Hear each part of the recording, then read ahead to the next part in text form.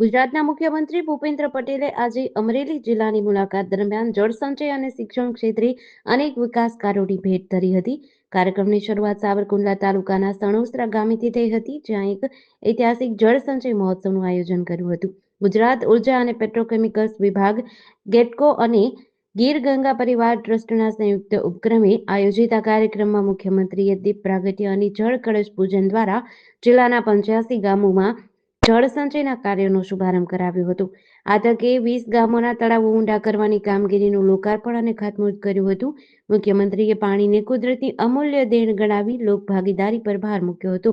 ત્યારબાદ મુખ્યમંત્રીએ રાજુલા સ્થિત દેવકા વિદ્યાપીઠ ખાતે વિવિધ વિકાસલક્ષી સુવિધાઓ જનતાને આપી હતી. ખાસ કરીને 1100 બેડની ક્ષમતા ધરાવતી અત્યાધુનિક ગર્લ્સ હોસ્ટેલ અને 580 વિદ્યાર્થીઓ માટે ભવ્ય ભોજનાલયનું લોકાર્પણ કર્યું હતું. આ શૈક્ષણિક સુવિધાઓથી સ્થાનિક વિદ્યાર્થીઓ અને વાલીઓમાં હર્ષની લાગણી ફેલાઈ હતી.